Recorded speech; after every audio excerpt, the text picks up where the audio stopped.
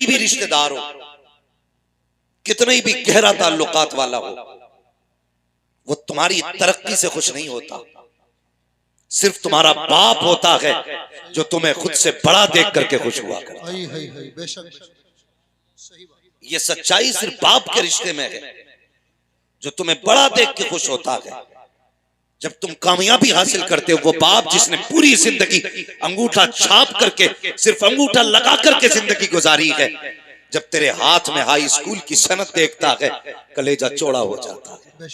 जब तुझे अच्छी डिग्री के काबिल देखता है, वो फख्र करता है ये मेरा बेटा है। तू MBBS बने, वो कहता है ये मेरा बेटा है।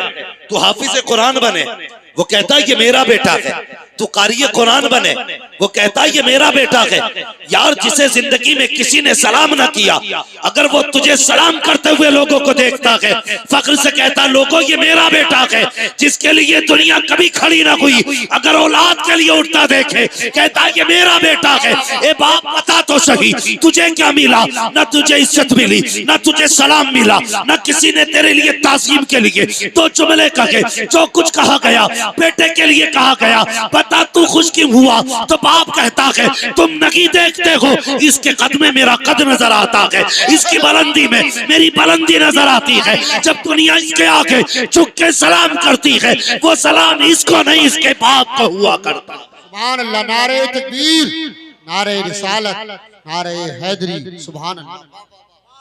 इसलिए सिर्फ बाप वो होता है, सिर्फ बाप होता है जो तेरी बुलंदी देख के खुश होता है। सिर्फ बाप होता है जो तेरी तरक्की से राजी होता है। अगर ये चला गया फिर नहीं मिलेगा।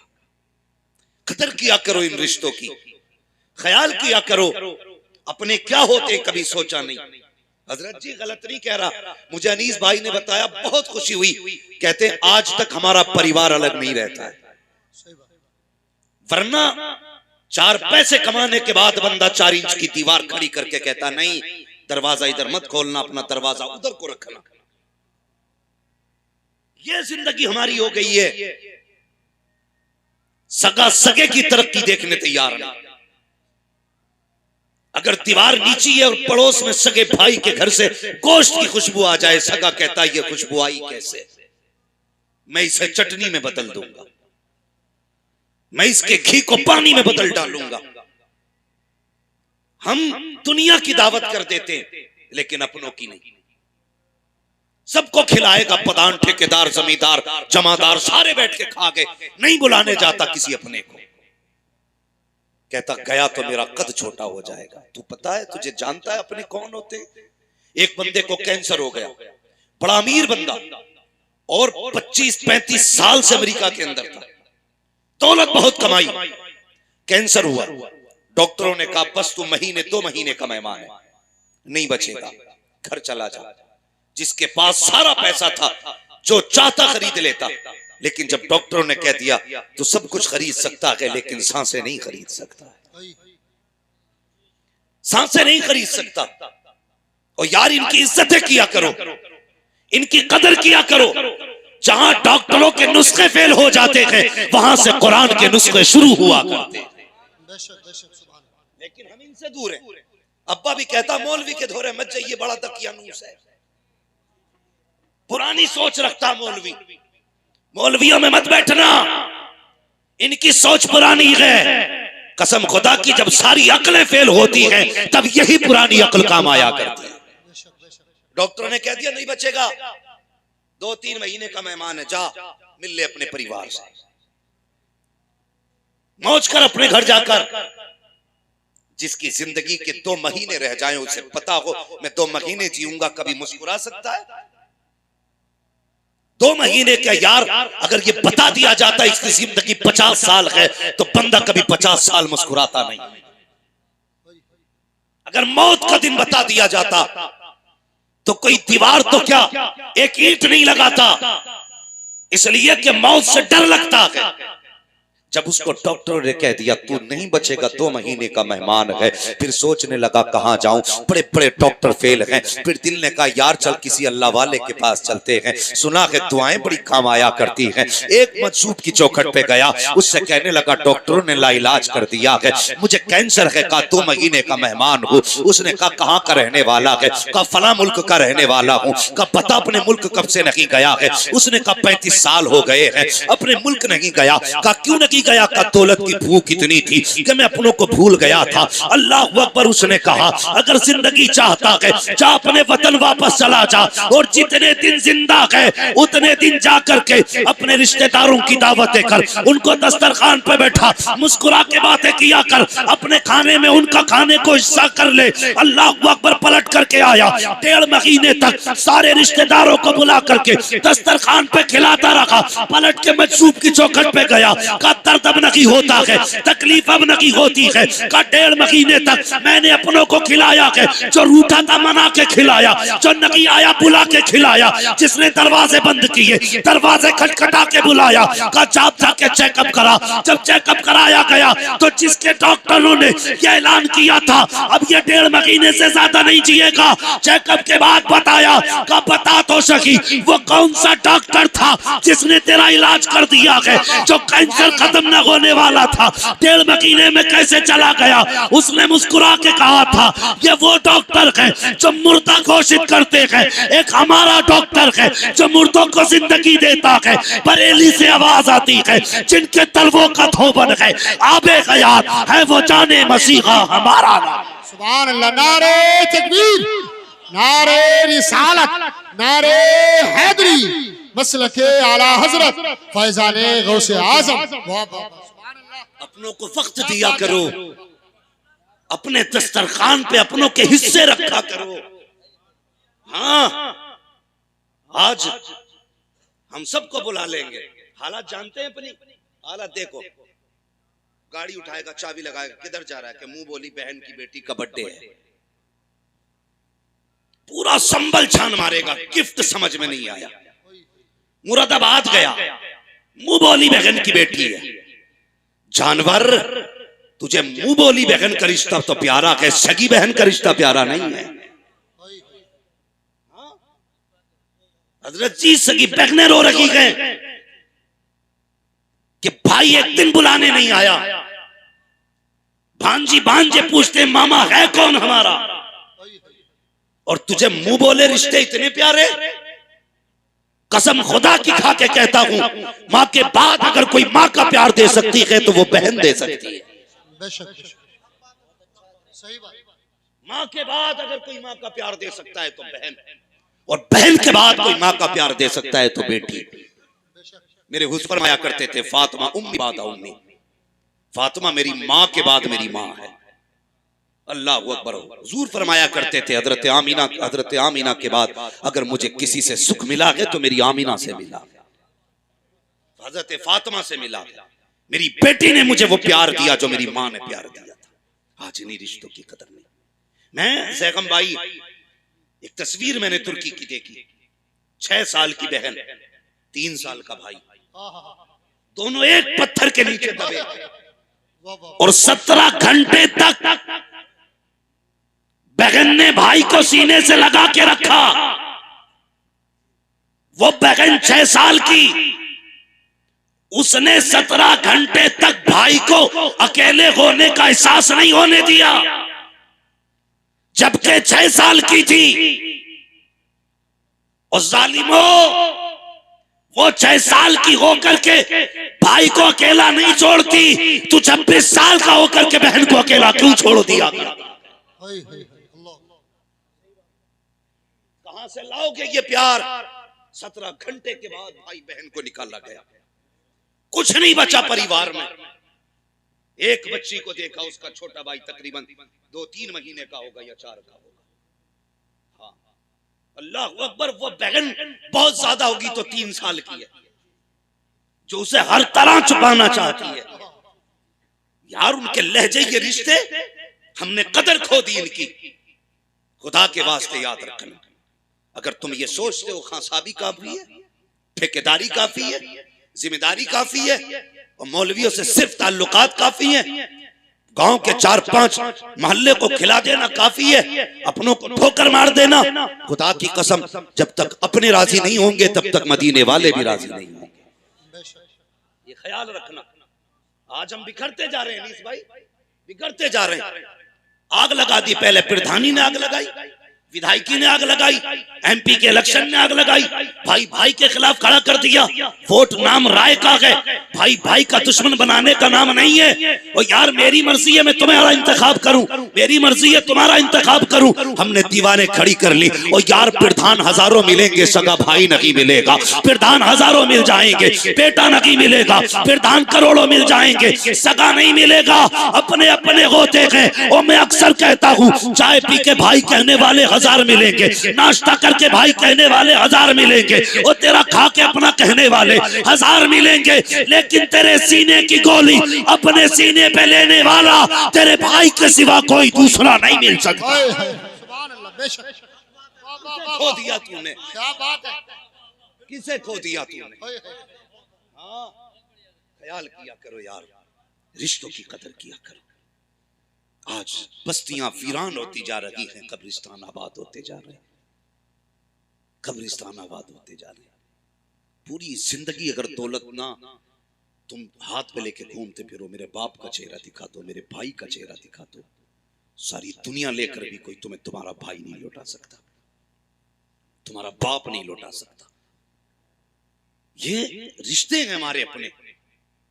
दिलों में जगह पैदा करो, दिल नर्म करो।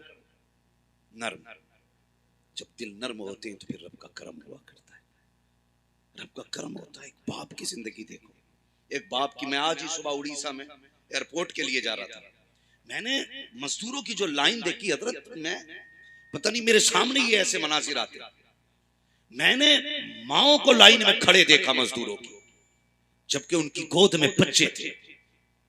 ऐसी कंडीशन में माँ बाप बच्चों को पाल लेते हैं। सब कुछ होते हुए बच्चों से माँ बाप नहीं पला करते, सब कुछ होते हुए बच्चों से माँ बाप नहीं पलते। एक जरा सा जुमला तेरा बाप को जीते जी मार देता है, जीते जी। वो कौन सा जुमला जब हम कहते हैं तुम्हारे लिए कमाई अपने बच्चों के लिए, ये जुमला बाप को जीते जी मार देता है। जब बाप दवा का पर्चा बेटे के हाथ में निकाल के दे, ओके बेटे पिछले साल ये सिरप ला के दिया था, खांसी रुक गई थी, इस बार भी ला देना, और बेटा उसे समेट के मुंह बिगाड़ के फेंक दे, मेरे पास वक्त नहीं है, तो बाप के जिस्म का पूरा खून एक बार रुक जाया करता है, एक बार रुक जाता है। वो अपने आप से पूछता है इससे रिश्ता क्या है मेरा। रोते हुए अपनी बूढ़ी बीवी के पास जाके कहता, काश इसको हमने पैदा होते ही मार दिया होता, तो आज हम घुट घुट के न मरते, घुट घुट के न मरते। पूछती है क्या हुआ मेरे सरताज? कहा जिसने मेरी दवा का पर्चा फेंक दिया। क्या मैं इसका बाप नहीं हूं? क्या मैं इसका बेटा नहीं हूं? अल्लाह अकबर। जब ये बातें होती हैं तो फिर माँ बाप की जबानों से बद्दुआ निकलती है, और अगर वो बद्दुआ दे दें तो दुनिया का कोई पीर तेरी तकदीर नहीं संभाल सकता है। याद रखना, कोई पीर नहीं संभाल सकता। गलत नहीं कह रहा हूं हजरत मैं। आप देखो जाकर के मजारों पे इतनी भीड़ लगी पड़ी है कि चादर चूमने का नंबर नहीं आ रहा,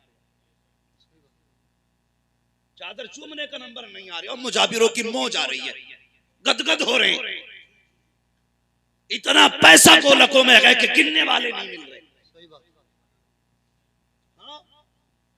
भाई चादर चूमने के लिए लाइन लगाता है, जबकि किसी ने बुलाया नहीं, आवाज नहीं दी। मैं मजार पे जाने को मना नहीं करता, लेकिन सुन तो सकी, तू मजार पे बिना बुलाए गया, लाइन में लग के चादर चूम के आया, बड़ा खुश था, बख्शा गया, चादर चूम ली है। तुझे याद नहीं है रात तेरी माँ को प्यास लगी थी, उसने कमरे से आवाज दी थी, बेटे मुझे पानी पिला दे, तुझे आवाज तक नहीं आई। बाप ने कहा था बेटे मुझे टॉयलेट जाना है, तुझे बाप की आवाज नहीं आई। तू बीवी के पल्लू में लिपट के ऐसा सोया कि तुझे बाप की आवाज नहीं आई। बूढ़ी माँ पानी के लिए उठी, लेकिन खुद चल नहीं सकती थी, गिर गई जमीन पर, सुबह तक रोती रही, उठाने वाला कोई न था।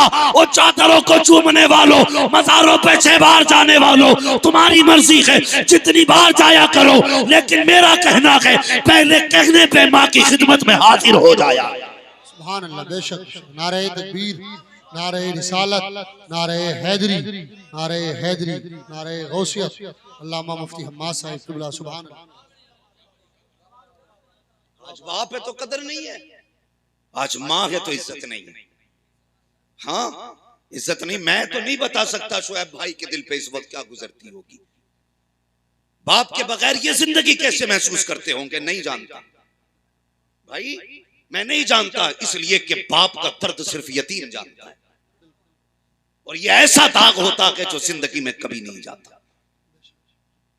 जब जब खुशी आती है तब तब आंसू आएंगे, जब जब कामयाबी होगी तब तब आंसू आएंगे।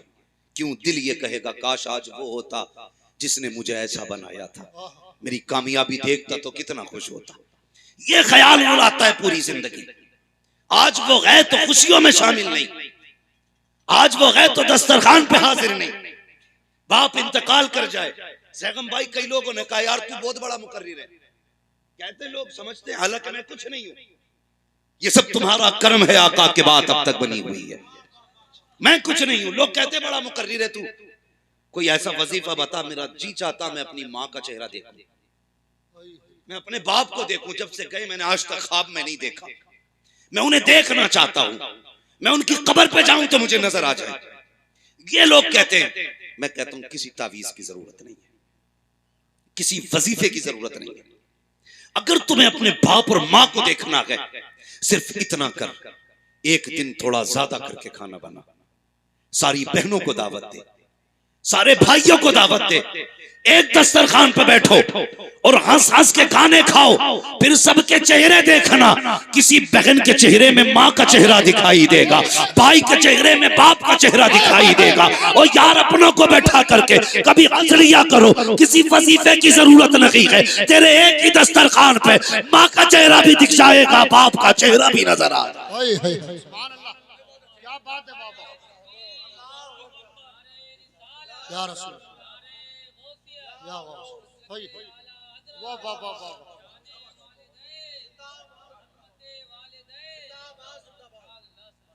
देखा करो इन्हें। और जानते हो, हमने ना खाली माँ की फजीलत सुनी तो फिर बाप को तो बाहर ही डाल दिया।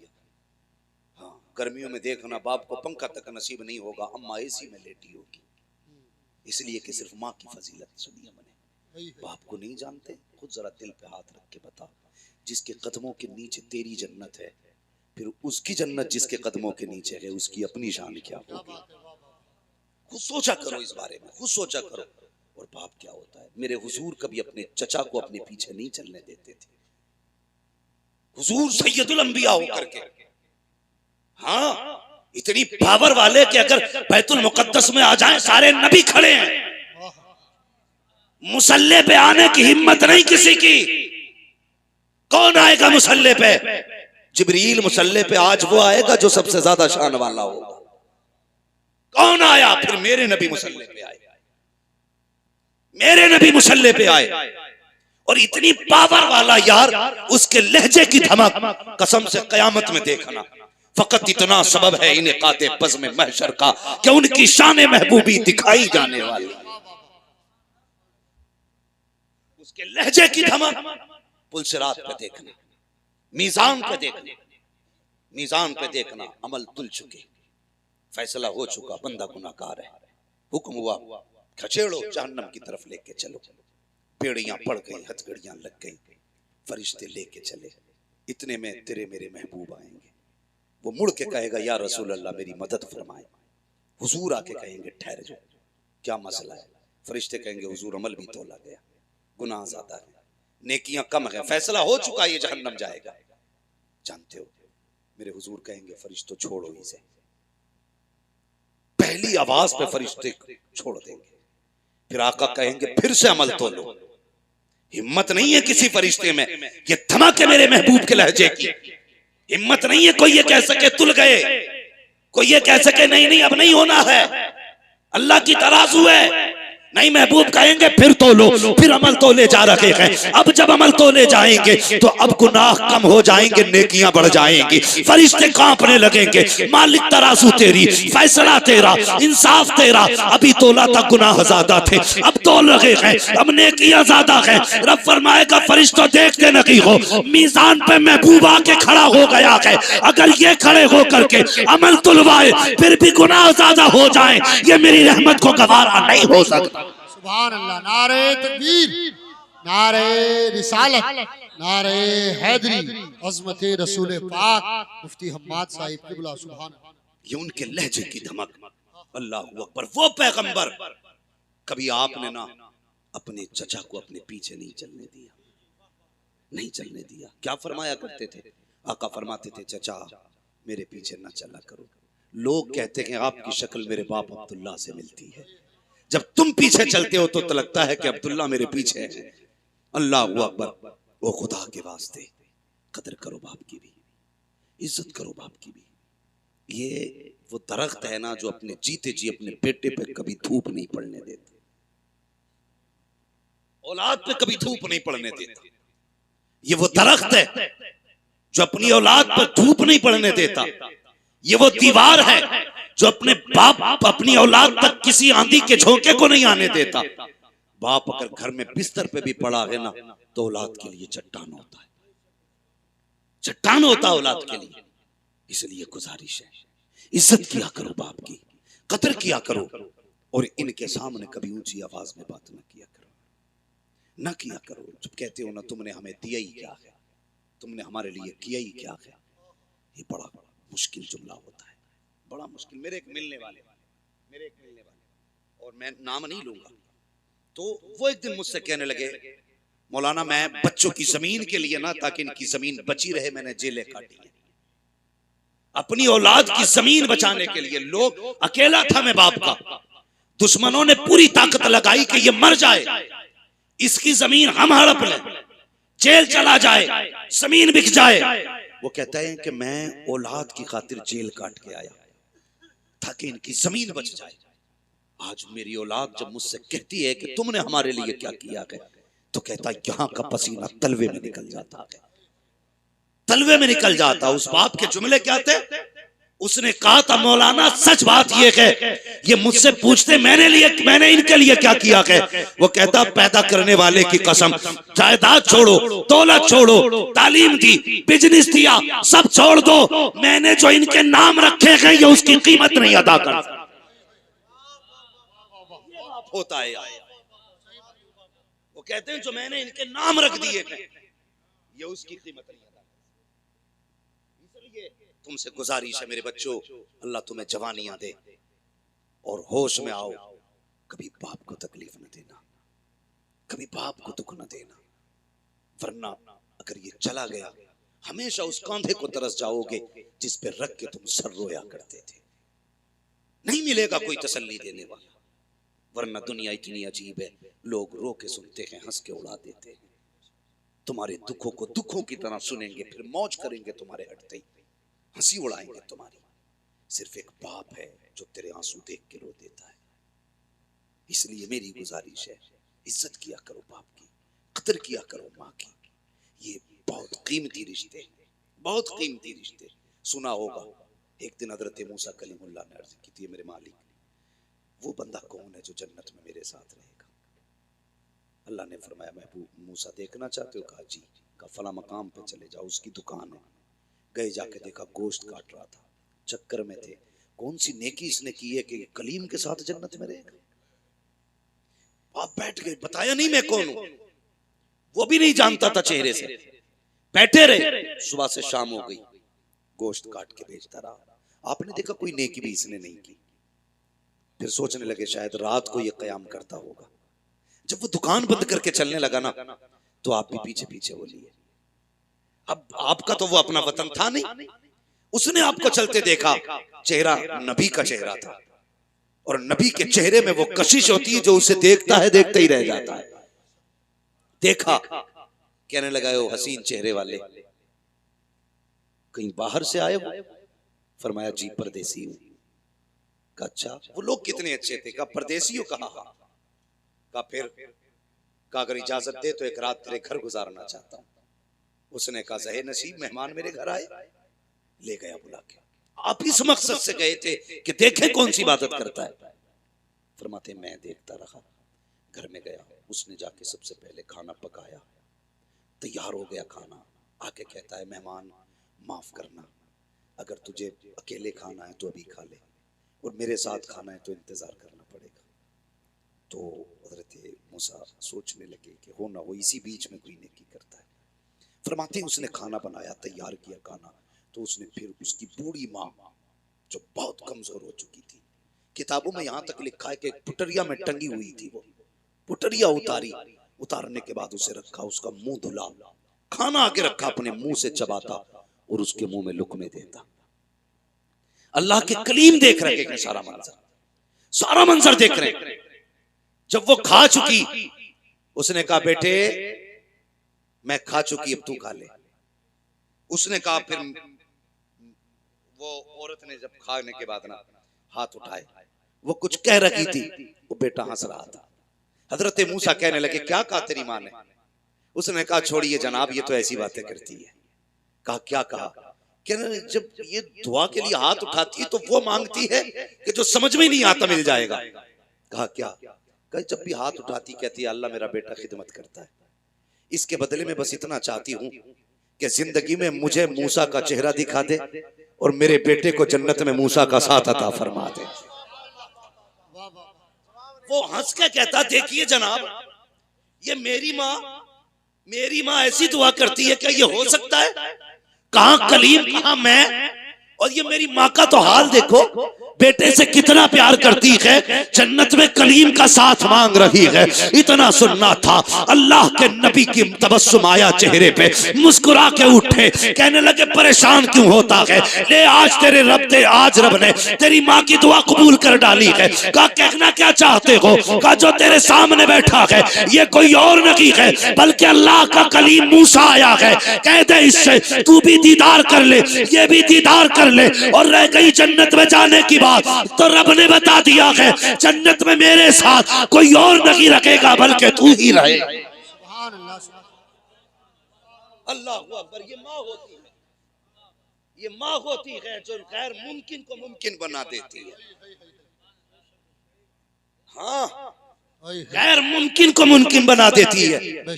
कहा था ये कहती है हो जाएगा ऐसा, फरमाया हो चुका है। अल्लाह अकबर। ये माँ है, मगर मसला ये अलग है। हम वहां जा रहे हैं तावीज कराने, जिसके हाथ में 10 अंगूठी हैं, बाल कमर तक हैं, ठीक है, और मुंह से यहाँ तक आ रही हैं, दिल में नमाज पढ़ता है, जाहिर में खाना खा रहा है, यहाँ बैठे बैठे हरम के कुत्ते मार रहा है, उसके पास जा रहे हो भाई, उसके पास जा रहे हो? ये उलमा बैठे हैं, जिम्मेदारी के साथ कह रहा हूं।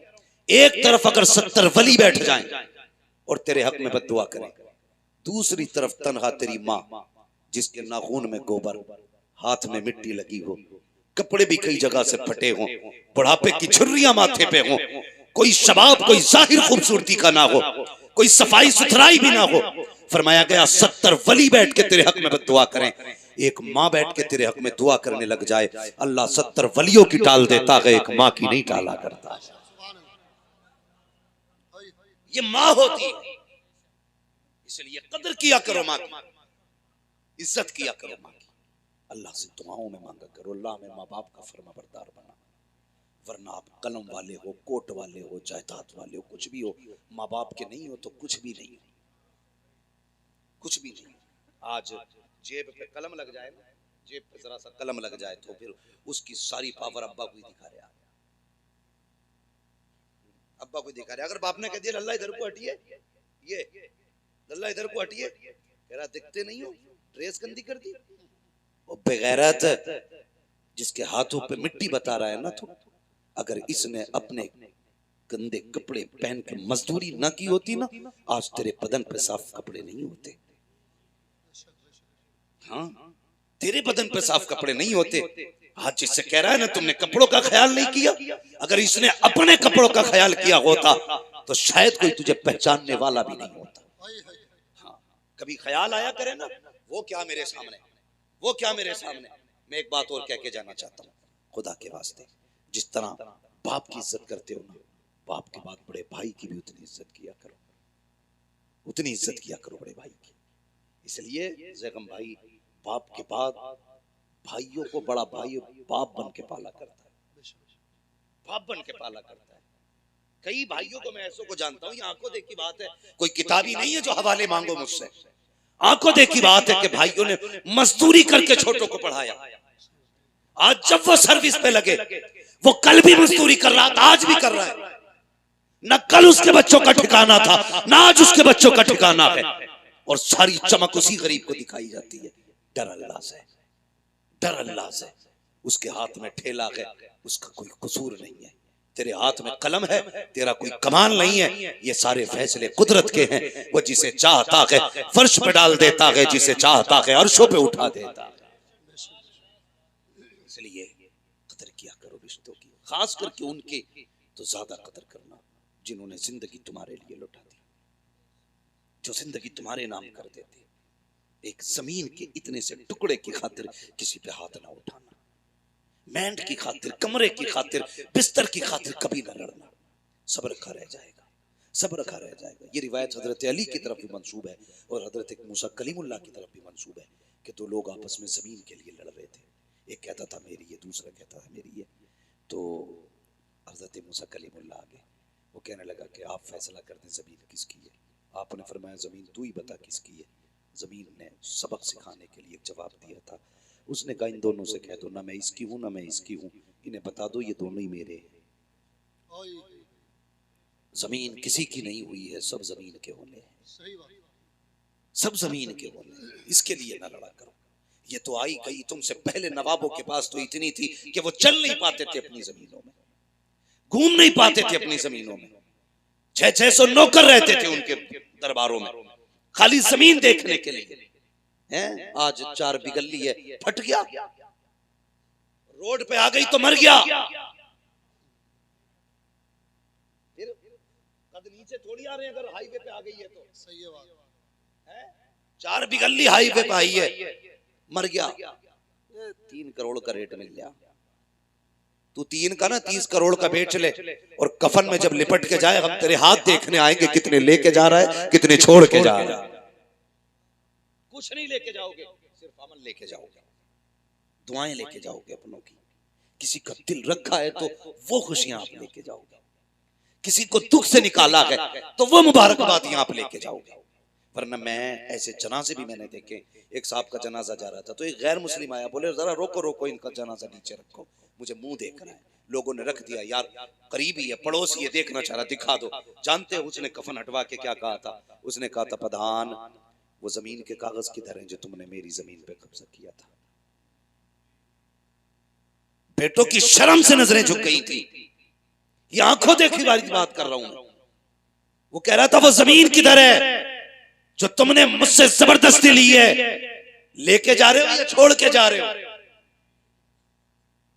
भाई अगर किसी ने जनाजा रोक के इतना कह दिया तो समझ लेना ना दुनिया में खैरियत है ना आखिरत में खैरियत है, ना आखिरत में खैरियत ना दुनिया में खैरियत। ऐसी जिंदगी जी के जा, तेरे जनाजे के पीछे कोई यतीम रोक के कहे अफसोस रोटी खिलाने वाला चला गया, अफसोस कोई पानी पिलाने वाला चला गया, अफसोस ईद पे कपड़े बनाने वाला चला गया। ऐसी जिंदगी जी के जा। कसम से कोई तीजा करे ना करे, कोई 40वां करे ना करे, बरसी की फाता हो ना हो, अपने पीछे ऐसे लोग छोड़ जाओ जो कहे मालिक हमारा सहारा गया है, कब्र में अपनी रहमत का सहारा देते। 40 में एक जगह है और गरीब यतीम की एक दुआ अपनी जगह पे असर लगा। अपने पीछे से छोड़ के जाओ। मेरे हुजूर का जनाजा उठाना, अबू बकर सिद्दीक साथ में थे।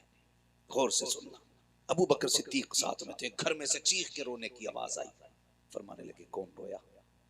तो देखा एक बच्ची रो रही थी। तो आपने फरमाया क्या बात है? उसने कहा हम इसलिए रो रहे हैं, हमारे घर में कोई नहीं था करने वाला, मैं और मेरी दादी थी। हुजूर हमारी बकरियों का दूध निकालने आया करते थे, आज के बाद हमारी बकरियों का दूध कौन निकालेगा? मैं छोटी हूँ, दादी बूढ़ी, हम तो भूखे रह जाएंगे। अबू बकर सिद्दीक ने बच्ची को सीने से लगा के कहा था बेटी परेशान मत होना, ये हुजूर का करम है कि जाते जाते अबू बकर को तेरे घर का पता दे जा रहे हैं। अबू बकर को तेरे घर का पता दे के जा रहे हैं। फरमाने लगे बेटी आज के बाद अबू बकर आया करेगा। पूरी दौरे खिलाफत में आप उनके घर जाते, बकरियों का दूध दूते और उनको दे के आया करते थे।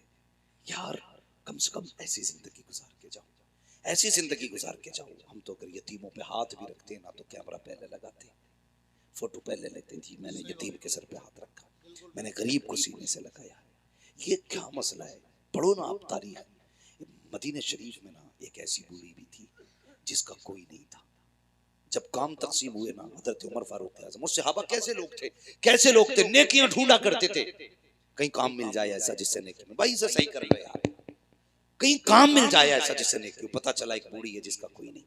हजरत उमर गए, दरवाजा खटखटा दिया, आवाज आई कौन? का मां तेरे दरवाजे पे आया हूं, मैं इजाजत दे तो आज से तेरा काम करूंगा, तेरे घर का काम आज से मैं किया करूंगा। बूढ़ी ने कहा नहीं बेटी, नहीं बेटे, तू घर के मेरे काम मत करना।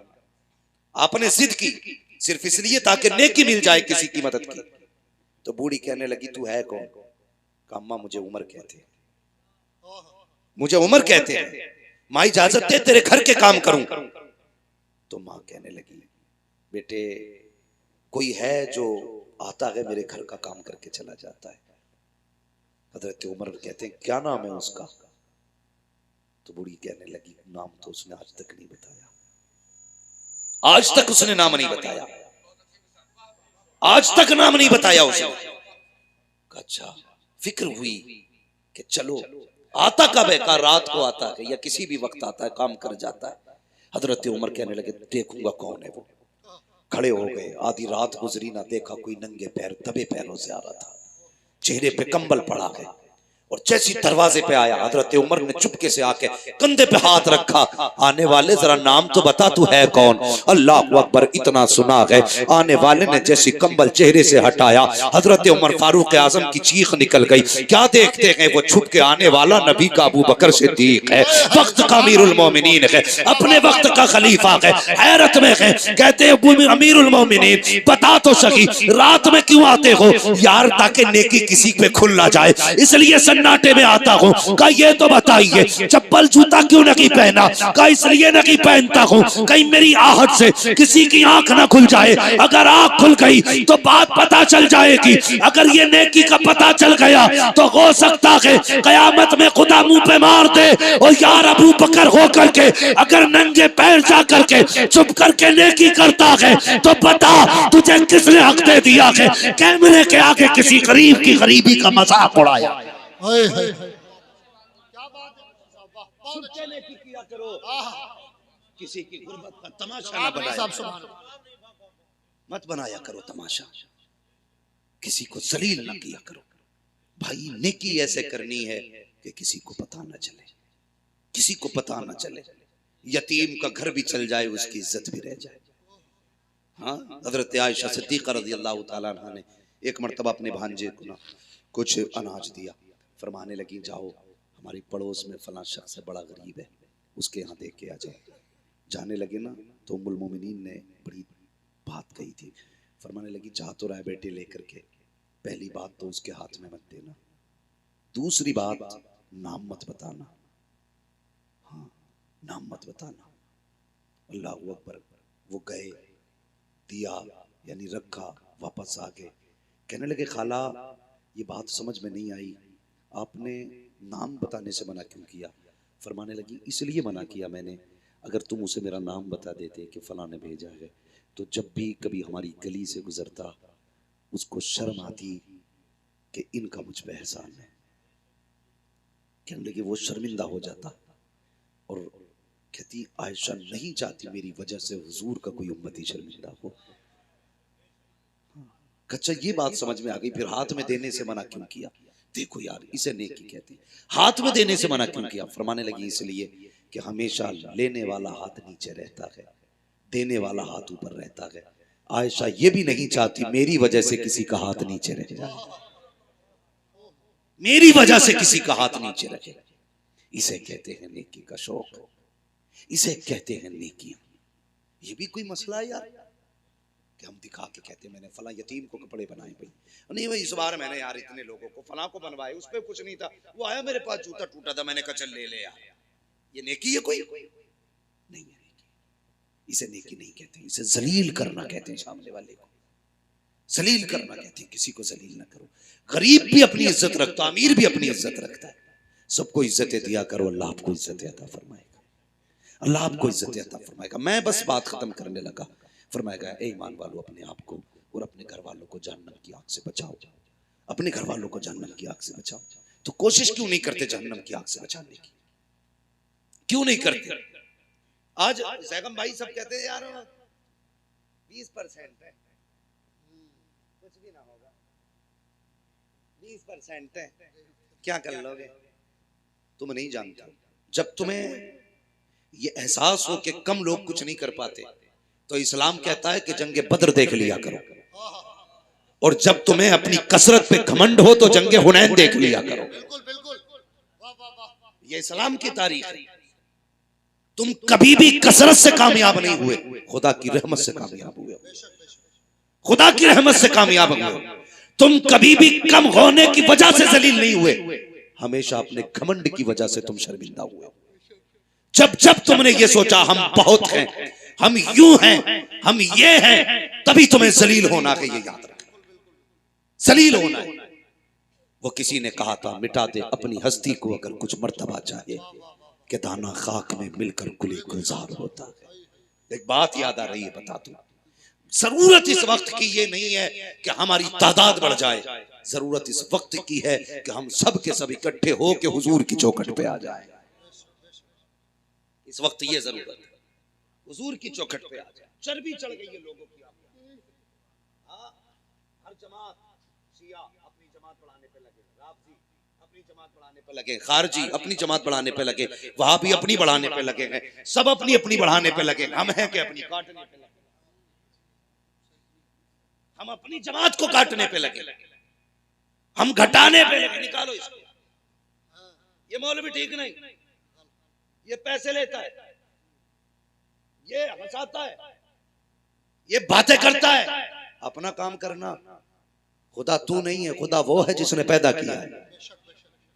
तुझे हिसाब नहीं देना, हिसाब उसे देना है जिसने पैदा किया है। अपनी सोच, दूसरे की फिक्र मत कर। हम एक दूसरे की जड़ें काटने पे लगे। मिटा दे अपनी हस्ती को अगर कुछ मर्तबा चाहे, कि दाना खाक में मिलकर गुले गुलजार होता है। खत्म कर अपने आप को, ये मैं खत्म कर दे, अना खत्म कर दे। जब मस्जिद में जाके तू ये सोचेगा ना मैं नमाज पढ़ने आया हूं, अल्लाह सजदे मुंह पे मार देता है। तूने ये सोच भी कैसे लिया मैं आया हूं? ये वो चौखट है, एक ही सफ में खड़े हो गए महमूद व अयाज, ना कोई बंदा रहा ना कोई बंदा नवाज। खत्म करो अपने आप को, अना खत्म कर दो, मिटा दो, भूल जाओ कि हम भी कुछ हैं। अगर छोटे से भी गलती हो जाए तू माफी मांग ले, क्या चला जाएगा? उससे कहते माफ कर दे, कसम खुदा की। इतना कह दोगे ना, खुदा भी राजी हो जाएगा, मुस्तफा भी राजी हो जाएगा। सारे करबला वालों से मोहब्बत करते हैं, करते हैं कि नहीं? सबको हसनैन करीमैन से प्यार है ना। अल्लाह ताला हमें उनकी मोहब्बतों का सदका अता करे। मैं सिर्फ एक बात कहना चाहता हूं, हसनैन करीमैन दोनों भाइयों में किसी बात को लेकर के नाराजगी हो गई। 3 दिन गुजर गए ना, 3 दिन गुजरे तो इमाम हुसैन ने इमाम हसन को खत लिखा। कहा भाई नाना की हदीस याद नहीं है कि मोमिन से 3 दिन से ज्यादा नाराज नहीं रहना चाहिए? ये लिखा तो उधर से खत आया, नाराज है दोनों, मिलने नहीं आए। इमाम हसन ने खत लिखा, फरमाने लगे फिर तुम क्यों नहीं आए? तुम मुझसे कह रहे हो ना कि नाना ने कहा 3 दिन से ज्यादा नाराज नहीं रहना चाहिए, तो तुम ही आ जाते। इमाम हुसैन ने खत में लिखा, भाई फरमाया गया जो पहले रूठे हुए को सलाम करेगा पहले वो जन्नत में जाएगा, बाद में माफ करने वाला जन्नत में जाएगा। कहते मेरा जी चाहता है भाई पहले आप आ जाओ ताकि मुझसे पहले जन्नत में आप जाओ। यार ये वफाएं थी, ये मोहब्बतें थी, और ये एक दूसरे के लिए इज्जतें थी। कहते मैं नहीं चाहता मुझसे पहले, मैं आपसे पहले छोटा होकर जन्नत में जाऊं, मैं तो ये चाहता हूं आप बड़े हैं, पहले जन्नत में आप जाएंगे, आपके पीछे पीछे आपका छोटा भाई हुसैन जन्नत में जाएगा। हैं अपने बड़ों को। हाँ, माफ कर दिया, बिता दो अपनी अना, खत्म कर दो, कुछ भी नहीं हो, फिर जी के देखो। कसम खुदा की खा के कहता हूँ, मिंबर पे बैठा हूँ, जो मजा फकीरी में जीने का है ना, वो किसी शहनशाही में नहीं आता। एक बुजुर्ग गुजरे, थके तो नहीं अभी आप लोग? जरा सारे कहते हैं या रसूल अल्लाह। हाँ, थकना तो मुझे चाहिए, मैं उड़ीसा से चल करके आया और अभी सोया नहीं हूं मैं 1 घंटा भी, 24 घंटे से ऊपर जागते हुए हो गए। मगर ये है बहुत अच्छा आप सुन रहे हैं, अल्लाह आपकी समातों को सलामत रखे। हाँ माशाअल्लाह, अल्लाह सलामत रखे। तो थोड़ा सा जरा आप अच्छा सुन रहे हैं, इसलिए मैं बात बढ़ा दे रहा हूँ। हजरत की भी गुफ्तगू होनी है, हालांकि ये बात मुझे नागवार गुजर रही है। हाँ, मुझे एक एहसास हो रहा है कि हमारे जमात के बुजुर्ग बैठे हुए हैं। मेरी घर है तो क्या हुआ, है तो मौलाना एहसान, ये ख्याल रखिएगा। लोग कहते हैं घर की मुर्गी दाल बराबर, दाल बराबर तो होती है, लेकिन पता है ना क्या खाती है, कितना खाती है? तुम खा जाते हो, तुम्हें नहीं लगता असर, मुर्गी क्या खाती है ये पता होना चाहिए, है जी। जरा गौर करें, हजरत तशरीफ फरमाएं, बस मैं बात पूरी करने लगा हूं भाई, जरा तवज्जो करें। कोई मसला नहीं है, आप 10 रुपए भी ना दें, खाली सुभान अल्लाह ही कहते रहें। मैं आ गया हूं मोहब्बत में आपके, ये बात मैं उनसे कह रहा हूं अपने भाई से, बाकी आपसे सिर्फ इतनी गुजारिश है, बात सुन लें, कोई बात नहीं, जब दिल करे तब दे दिए, खाते में डाल देना, कोई मसला नहीं है। इनसे बड़ा गहरा ताल्लुक है, मोहब्बत है मुझे। अल्लाह सलामत रखे मेरे शुएब भाई को और इनके पूरे परिवार को, इनकी फैमिली को। अल्लाह खुदा की रहमत है, अल्लाह ताला अपनी रहमत अता फरमाए। बस मैं अर्ज कर रहा था कि अपने आप को मिटाना भी कोई चीज होती है। एक बुजुर्ग गुजरे, हजरत अब्दुल्लाह इब्न जुबैर, बड़े पाए के बुजुर्ग गुजरे, गालिबन सिलसिला चिश्तिया या कादरिया में बुजुर्ग हुए। इन्होंने ना सिर्फ इस ख्याल से शादी नहीं की थी कि अगर मैं शादी कर लूंगा तो अज़दवाजी जिंदगी के जो मामूलात होते हैं, जो जरूरियात होती है, वो रब की इबादत में खलल डालेंगे। ये सोच के निकाह नहीं किया। ये मत सोचना मैं तुमसे मना कर रहा हूं, तुम करना, तुम्हारा करना फर्ज है। ये उन्हीं जैसे लोगों को इजाजत थी जो अपने नफ्स पे काबू करके बैठे थे, जो नफ्स के गुलाम नहीं, नफ्स के बादशाह थे। नफ्स वो करता था जो वो कहते थे। इस ख्याल से ज़ैनब भाई उन्होंने शादी नहीं की। एक दिन रिवायत पढ़ी तो उसमें उन्होंने देखा कि जन्नत में कोई भी जवान बिना बीवी के नहीं होगा। अल्लाह जन्नत में सारे लोगों का निकाह फरमाए। आप तो खुश हो जाओ भाई, जिनकी नहीं हुई है अब तो उनका भी नंबर लगने वाला है। सबको अल्लाह जन्नत में बीवी देगा। कहने लगे अच्छा, तो फिर तो हमारी भी होनी है वहां, जब होनी है सबकी तो हमारी भी होगी। बहुत बड़े वली थे, हाथ उठा दिए, कहने लगे अल्लाह वो दिखा ना जो जन्नत में मेरे साथ रहेगी। मैं अपनी जन्नत वाली बीवी को देखना चाहता हूं। पहले दिन दुआ मांगी, कुछ नहीं हुआ। दूसरे दिन दुआ मांगी, कुछ नहीं हुआ। तीसरे दिन दुआ की उन्होंने, लेटे, आंख लगी, तो जब आंख लगी ना, एक खातून सामने आई, रंग काला, पुराना लिबास, पागलों जैसी हालत, और कहने लगी अब्दुल्ला मैं मैमूना वलीद हूं, मैं बसरा में रहती हूं। बस इतना सुना ना, उठे बसरा चल दिए, बस्ती में पहुंचे। कहने लगे मैमूना वलीद कहां मिलेंगे? लोगों ने कपड़े देखे, हुजूर आप मैमूना वलीद को पूछ रहे हैं? इतने बड़े आलिम हो क्या? उससे क्या काम? कहा क्यों? का वो तो पागल है। कहा क्यों? का लोग पत्थर मारते हैं उसको। कहा क्यों मारते हैं? का जब लोग हंसते हैं तो वो रोती है, लोग रोते हैं तो वो हंसती है, दीवानी है वो। का कहां मिलेगी? का हुजूर वो उजरत पे हमारी बकरियां चराती है। कहने लगे शाम को आ जाएगी, इंतजार कर लीजिए, जब आ जाए तो मुलाकात हो जाएगी। फरमाने लगे वक्त कम है, अभी बताओ कहाँ मिलेगी?